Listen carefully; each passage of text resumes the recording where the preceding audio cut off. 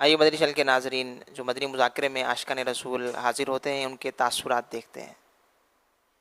عید مبارک مبارک عید مبارک مبارک عید مبارک عید مبارک عید مبارک عید مبارک عید مبارک۔ فیضان مدینہ میں آن کے روحانیت ملتی ہے اور کافی اچھا لگتا ہے، اللہ والوں کی صحبت بھی ملتی ہے یہاں پہ۔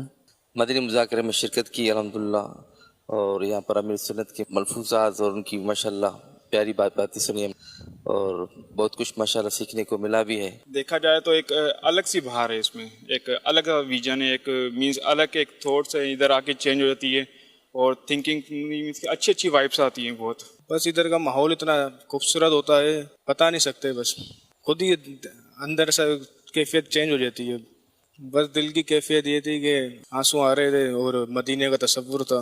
پیر صاحب کو دیکھتے ہی ان کی باتیں سن کے عشق مدینہ دل میں پیدا ہوتا ہے اور مدینے کی یاد تڑپاتی ہے کہ بس مدینے چلے آئیں بس۔ جی ہاں، بے شک بہت اچھے، ماشاءاللہ ان کی مسکراہٹ بہت اچھی لگتی ہے مجھے۔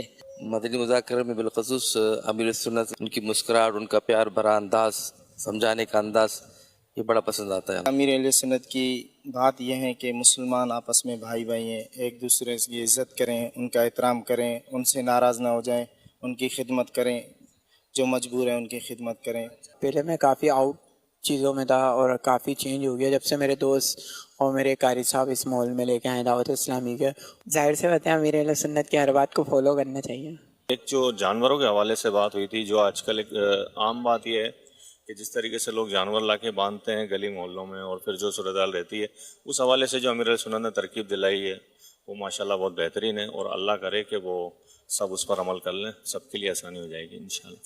مدنی مذاکرے میں ویسے تو ساری باتیں ہوتی ہیں اچھی، قربانی کے حوالے سے بھی انہوں نے بہت اچھی باتیں بتائی ہیں، حصے کے بھی حوالے سے، ہر چیز کے حوالے سے۔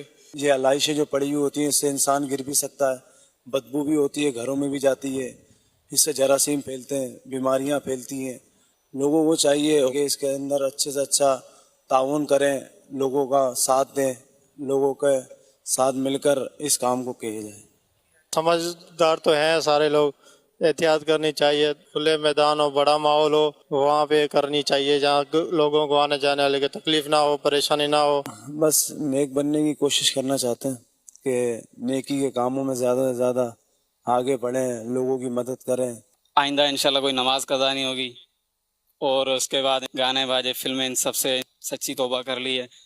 سب سے لازمی جو بات یہ کہ نماز فرض علوم سیکھنا ہے، نمازیں نہیں چھوڑنی، اور دعوت اسلامی کا کام جو نہ کرنا ہے اور اٹیچ میں رہنا دعوت اسلامی سے۔